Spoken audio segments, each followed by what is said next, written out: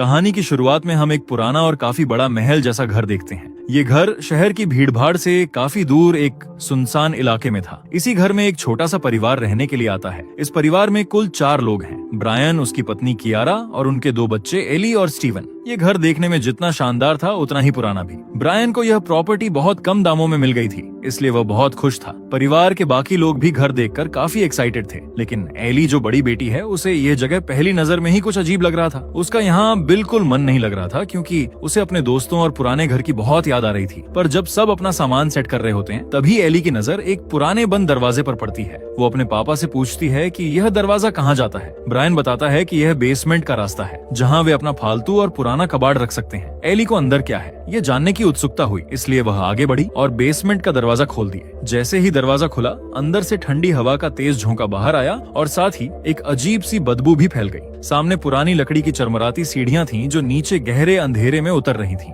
नीचे इतना अंधेरा था कि कुछ भी साफ दिखाई नहीं दे रहा था। तभी अचानक एक अजीब हादसा हो जाता है। बाकी सब लोग तो बाहर निकल आते हैं, लेकिन एली अब भी अंदर ही रह जाती है। उसी पल बेसमेंट का भारी दरवाजा अपने आप जोरदार आवाज के साथ बंद हो जाता है। इससे एली बुरी तरह डर जाती है और जोर जोर से चिल्लाने लगती है। बाहर खड़ा ब्रायन पूरी ताकत से दरवाजा खोलने की कोशिश करता है, लेकिन दरवाजा खुलने का नाम ही नहीं ले रहा होता है। इसी बीच एली को महसूस होता है कि नीचे सीढ़ियों से कोई ऊपर की तरफ आ रहा है। उसे साफ साफ किसी के बाहरी कदमों की आहट सुनाई देती है, जैसे कोई धीरे धीरे सीढ़ियां चढ़ रहा हो।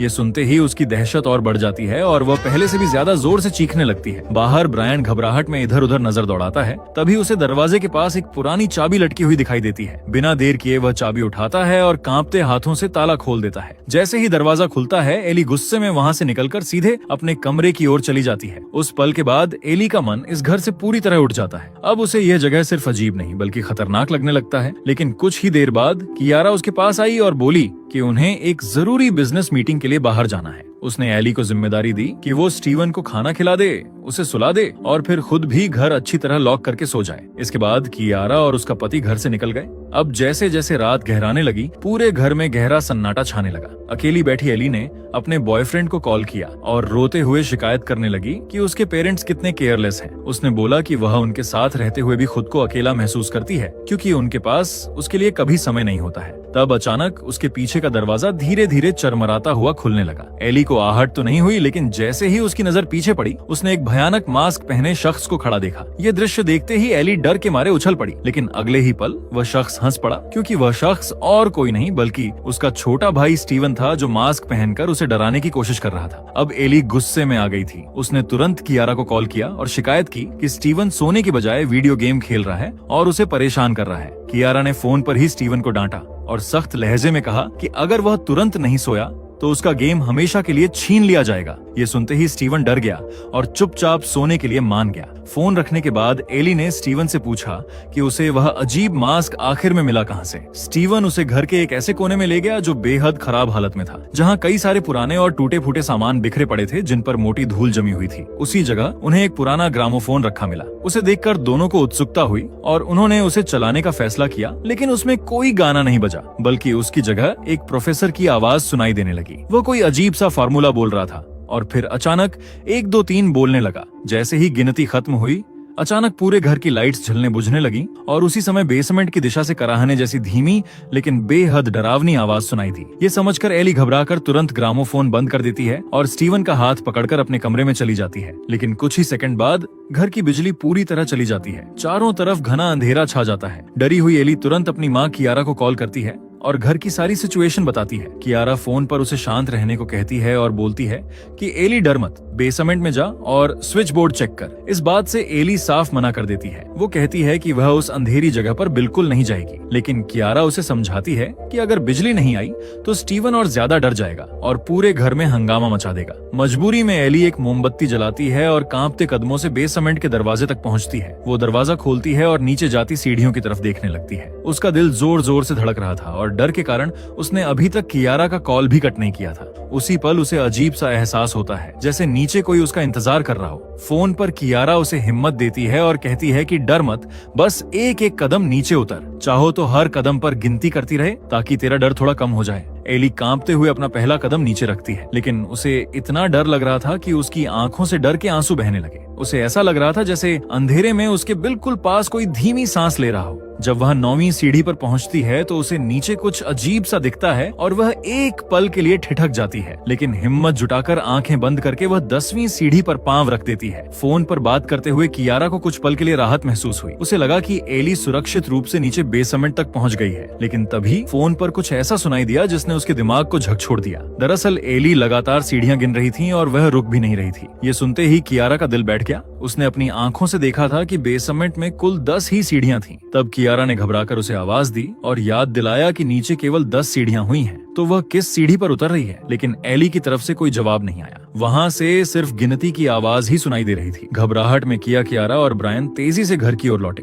घर पहुंचते ही वे सीधे बेसमेंट में गए और लाइट जलाई, मगर वहां का दृश्य देखकर उनके होश उड़ गए, क्योंकि पूरा बेसमेंट खाली था और एली का कहीं कोई निशान नहीं था। ऐसा लग रहा था जैसे वह कभी यहाँ थी ही नहीं। इसलिए उन्होंने तुरंत पुलिस को बुलाया। पूरे घर की तलाशी ली गई, हर कमरे और हर कोने में आवाज दी गई, लेकिन एली का कोई पता नहीं चला। फिर अगले दिन आसपास के घने जंगल में सर्च ऑन ऑपरेशन चलाया गया, लेकिन वहां भी कोई सुराग नहीं मिला। इस घटना के बाद कियारा पूरी तरह टूट गई। वह सदमे में रहने लगी और उसकी सामान्य दिनचर्या भी बिगड़ गई। ब्रायन उसे समझाने की कोशिश करता था कि शायद एली को यह घर पसंद नहीं था और इसी वजह से वह कहीं चली गई होगी, लेकिन कियारा को पूरा यकीन था कि जो कुछ हुआ वो नॉर्मल नहीं है। उसे याद है कि एली सीढ़ियां गिनते गिनते किसी अनजानी जगह की ओर बढ़ती जा रही थी। अब कई दिनों बाद कियारा पुलिस स्टेशन चली गई। ऑफिसर ने बताया कि सीसीटीवी फुटेज, एयरपोर्ट और बस स्टैंड, कहीं भी एली का कोई रिकॉर्ड नहीं मिला। तब कियारा ने घर, खासकर बेसमेंट की फोरेंसिक जांच कराने की मांग की। पहले तो पुलिस वाले ने मना किया, लेकिन उसकी जिद के आगे पुलिस वाले को उसकी बात माननी पड़ी। अब जब वो घर लौट रही थी तब उसकी नजर उस घर के पुराने नेम प्लेट पर पड़ी। उसे देखकर उसे कुछ अजीब लगा, इसलिए उसने वो नाम इंटरनेट पर सर्च किया, लेकिन जो जानकारी सामने आई उसने उसके पैरों तले जमीन खिसका दी, क्योंकि उस नाम का संबंध एक भयानक डेमन से था जिसे नर्क का पहरेदार माना जाता है। सच्चाई जानने के लिए उसने स्टीवन से पूछा कि उस रात और क्या हुआ था। स्टीवन ने सोचकर बताया कि उस समय उन्होंने बेसमेंट में रखा पुराना ग्रामोफोन चलाया था। उसके बजते ही अचानक लाइट झपकने लगी थी। ये सुनकर कियारा को शक और गहरा हो गया। इसके बाद किरा एक यूवी लाइट लेकर धीरे धीरे बेसमेंट में उतरी। जैसे ही उसने सीढ़ियों पर रोशनी डाली, उसे एक अजीब बात दिखाई दी। हर सीढ़ी पर रोमन नंबर लिखे हुए थे। वह सावधानी से नीचे उतरती गई। जब वह 10वीं सीढ़ी पर पहुंची तो वहां उसे एक अजीब सा फार्मूला बना हुआ दिखा, मानो किसी ने जानबूझकर उसे छिपाया हो। ये देखकर उसके मन में शक और गहरा हो गया। अब उसे यकीन होने लगा कि इस बेसमेंट में कुछ ऐसा छिपा है जो नॉर्मल नजरों से दिखाई नहीं देता। फिर उसने पूरी दीवारों पर यूवी लाइट घुमानी शुरू की। कुछ पल तक कुछ साफ नजर नहीं आया, लेकिन जैसे ही रोशनी एक कोने में पड़ी, एक भयावह दृश्य उभर आया, जहां खून से बने असंख्य इंसानी खोपड़ियों के निशान चमकने लगे। ये दृश्य इतना डरावना था कि कियारा के मुंह से अचानक चीख निकल गई। अब ये साफ था कि बेसमेंट में कोई गहरा और खतरनाक रहस्य छिपा हुआ था। इसी बीच फोरेंसिक टीम वहां पहुंची। जांच के बाद ऑफिसर ने बताया कि वे निशान खून के नहीं बल्कि साधारण रंग से बनाए गए थे। साथ ही उसने यह भी जानकारी दी कि यह घर 1950 में बना था और तब से यहाँ अजीब घटनाओं की बातें सुनने में आती रही हैं। ब्रायन और कियारा ने केवल कम कीमत देखकर ये घर खरीद लिया था, लेकिन अब उन्हें महसूस हो रहा था कि इस फैसले की भारी कीमत चुकानी पड़ रही है। अब समय बीतने के साथ कियारा की हालत और खराब होती गई। उसे हर पल एली की याद सताती रहती। वो खुद को दोष देती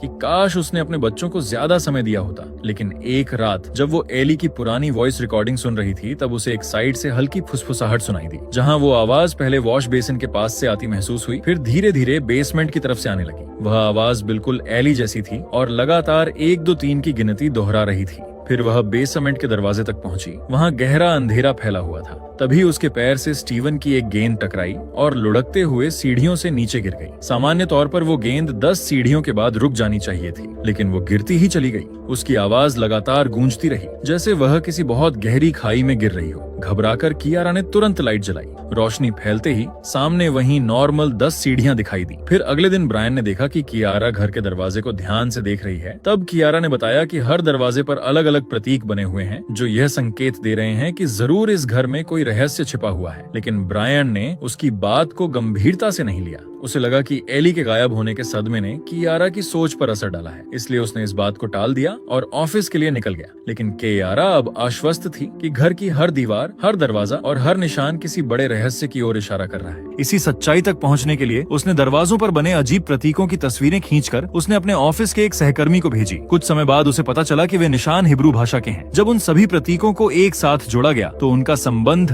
बाइबल में वर्णित एक खतरनाक शैतान लेफ्थान से निकला, जिसे नर्क के द्वार का रक्षक माना जाता है। ये जानकर उसके मन में डर और संदेह दोनों बढ़ गए। तभी उसे अपने बेटे की वह बात याद आई कि एली के गायब होने से पहले म्यूजिक प्लेयर में किसी आदमी की रहस्यमयी रिकॉर्डिंग सुनाई रही थी। इस कड़ी को समझने के लिए उसने वही रिकॉर्डिंग दोबारा चलाने का फैसला किया। जैसे ही म्यूजिक प्लेयर में रिकॉर्डिंग शुरू हुई और गिनती की आवाज गूंजने लगी, उसका बेटा अपना खेल छोड़कर उसी आवाज के साथ गिनती दोहराने लगा। वह धीरे धीरे गिनते हुए उसी जगह की ओर बढ़ने लगा जहाँ से उन्हें वह ग्रामोफोन मिला था। ये दृश्य देखकर किरा ने फौरन रिकॉर्डिंग बंद की और अपने बेटे को रोक लिया। कुछ ही क्षणों में वह नॉर्मल हो गया। जब उसे पूछा गया कि वह क्या कर रहा था तो उसे कुछ भी याद नहीं था, ना ये कि वे कहाँ जा रहा था और न ही ये कि कुछ पल वो पहले क्या कर रहा था। ये बात कियारा को अंदर तक डरा गई। उसी समय उसकी नजर दीवार पर लगी एक पुरानी तस्वीर पर पड़ी। वो उस व्यक्ति की थी जो पहले इस घर में रहता था और पेशे से मैथ्स का टीचर था। कियारा ने तस्वीर उतार कर देखी तो उसके पीछे भी उसी अनजानी भाषा में कुछ शब्द लिखे हुए थे। अब उसे यकीन होने लगा कि यह सब आपस में जुड़ा हुआ है। उसने इंटरनेट पर उस टीचर के बारे में खोजबीन की। जानकारी से पता चला कि जब वह अपनी फैमिली के साथ इस घर में शिफ्ट हुआ था तो एक दिन अचानक उसका पूरा परिवार रहस्यमय तरीके से गायब हो गया था। केवल उसकी एक बेटी बची थी जो अब भी जीवित है। वो अभी इस बारे में रिसर्च कर ही रही थी कि अचानक पूरे घर की लाइट फिर से बंद हो गई। अंधेरे में उसे बेसमेंट की दिशा से अपने बेटे की आवाज सुनाई दी। वो घबरा कर उस तरफ दौड़ी। वहाँ पहुंचकर उसने देखा कि बेसमेंट का दरवाजा बंद था। उसने चाबी ढूंढने की कोशिश की लेकिन वह कहीं नहीं मिली। ये देखकर वह चाबी रखने की जगह से अंदर झांकने लगी। तभी उसे अंदर से एक शैतान जैसी डरावनी आंख दिखाई दी। ये दृश्य देखकर वह कांप उठी। तभी अचानक उसका बेटा पीछे आकर खड़ा हो गया और पूछने लगा कि वह वहाँ क्या कर रही है। कियारा ने उसे बताया कि वह उसकी आवाज सुनकर यहाँ आई थी क्योंकि उसे लगा था कि वह अंदर से चिल्ला रहा है। लेकिन उसके बेटे ने कहा कि वह तो अपने कमरे में था और उसने कोई आवाज नहीं लगाई। अब यह साफ हो गया था कि वह रहस्यमयी आवाज केवल कियारा को ही सुनाई दे रही थी। लेकिन तभी अचानक बेसमेंट का दरवाजा अपने आप खुल गया और साथ ही लाइट भी वापस आ गई। कुछ ही देर में उन्हें चाबी भी मिल गई। कियारा को लगा कि अब सब ठीक है, इसलिए उसने बेसमेंट का दरवाजा खोला और अंदर की ओर कदम बढ़ा दिया। लेकिन जैसे ही वह अंदर पहुंची, दरवाजा अचानक अपने आप बंद हो गया और लॉक हो गया। उसने बाहर खड़े अपने बेटे से दरवाजा खोलने के लिए कहा, पर उसका हाथ चाबी तक पहुंच ही नहीं पा रहा था। वो कुर्सी लाने के लिए दौड़ा। उधर अंदर कियारा को महसूस हुआ जैसे कोई उसके पास आ रहा हो। वही अजीब सा एहसास जो एली के साथ हुआ था। घबराहट में उसका फोन भी हाथ से गिर गया। तभी उसका पति वहां पहुंच गया और किसी तरह दरवाजा खोलकर उसे बाहर निकाला। बाहर आने के बाद कियारा ने उसे सब बताया। बेसमेंट में महसूस हुई अजीब उपस्थिति, दरवाजे का अपने आप बंद होना और पुराने मालिक के बारे में मिली जानकारी। उसने बताया कि जिस मैथ्स टीचर का यह घर था, उसकी पूरी फैमिली भी अचानक गायब हो गई थी, ठीक वैसे ही जैसे उनकी बेटी एली हुई है। लेकिन उसका पति इस बात को मानने को तैयार नहीं था। उसने इसे डर और भ्रम का असर बताया, मगर कियारा जिद पर अड़ी रही। ये देखकर ब्रायन खुद बेसमेंट में जांच करने गया, जहां उसे किसी जानवर के बालों का एक गुच्छा मिला। उसने उसे नॉर्मल समझकर नजरअंदाज कर दिया और बाहर आ गया। फिर अगले दिन कियारा उस बड़े मैथ्स कॉलेज पहुंची जहां इस घर का पूर्व मालिक पढ़ाया करता था। वहां उसकी मुलाकात मैथ्स के प्रोफेसर से हुई जो प्राचीन गणितीय सिद्धांतों पर रिसर्च कर रहे थे। कियारा ने उन्हें बेसमेंट की 10वीं सीढ़ी पर मिला अजीब फार्मूला दिखाया। प्रोफेसर ने उसे ध्यान से देखा और सीरियस हो गए।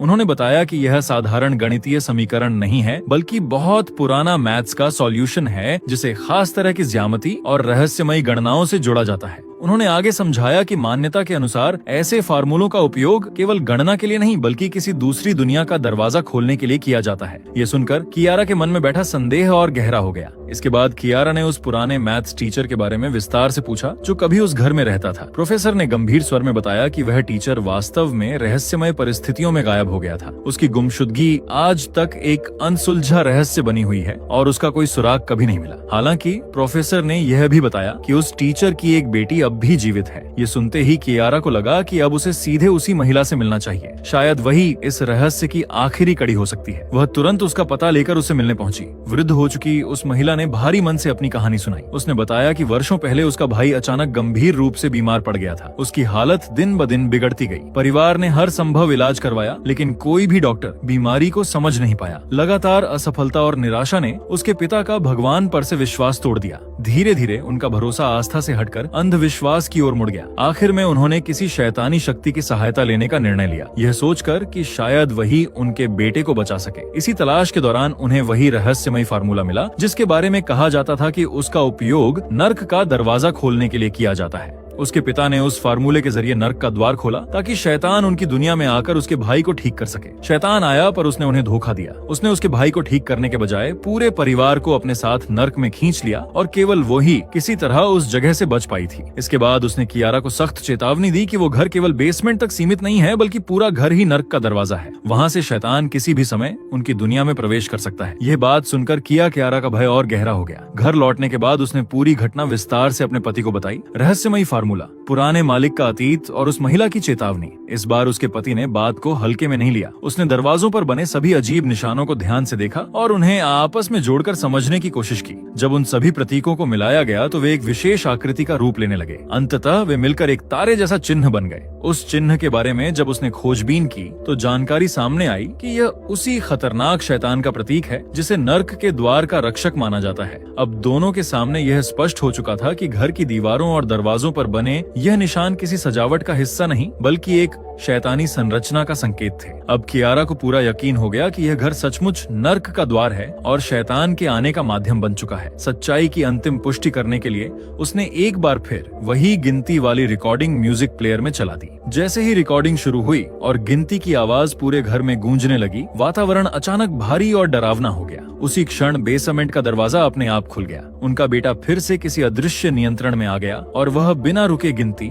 दोहराते हुए धीरे धीरे बेसमेंट की सीढ़ियों की ओर बढ़ने लगा। कुछ ही देर बाद उसकी आवाज सुनाई देना बंद हो गई। घबराकर दोनों पति पत्नी उसे ढूंढने लगे। आखिर में वह उन्हें मिल गया, लेकिन वह बहुत कमजोर लग रहा था। वे उसे तुरंत कमरे में ले आए। तभी कियारा ने देखा कि उसके बेटे के सीने पर वही तारे वाला निशान उभर आया था जो उस शैतानी शक्ति का प्रतीक था। उसी समय कियारा को अपने पति की आवाज सुनाई दी। जब वह दूसरे कमरे में गई तो उसने देखा कि वह अजीब ढंग से खड़ा होकर गिनती गिन रहा है। जैसे ही उसने 10 तक गिनती पूरी की, उसने कहा कि वो आ चुका है। उसी क्षण बेसमेंट का दरवाजा जोर से खुला और वहाँ से एक भयावह आकृति बाहर आई। उसका सिर बकरे जैसा था, बड़े बड़े सींग थे और मुंह में टेढ़े मेढ़े डरावने दांत थे। उसका रूप अत्यंत डरावना था। उसे देखकर कियारा भय से जड़ हो गई। वो तुरंत छिपने की कोशिश करने लगी, लेकिन वह सत्ता मानो उसकी मौजूदगी को महसूस कर चुकी थी। वो धीरे धीरे उसकी ओर बढ़ने लगी और हमले से ठीक पहले कियारा ने किसी तरह साहस जुटाया और वहाँ से भाग निकली। वो सीधे बेसमेंट की ओर दौड़ी, लेकिन अब वहाँ का दृश्य बदल चुका था, जहाँ सीढ़ियाँ पहले से कहीं अधिक लंबी और गहरी हो चुकी थीं, मानो वे किसी अनंत अंधकार की ओर उतर रही हों। डर के बावजूद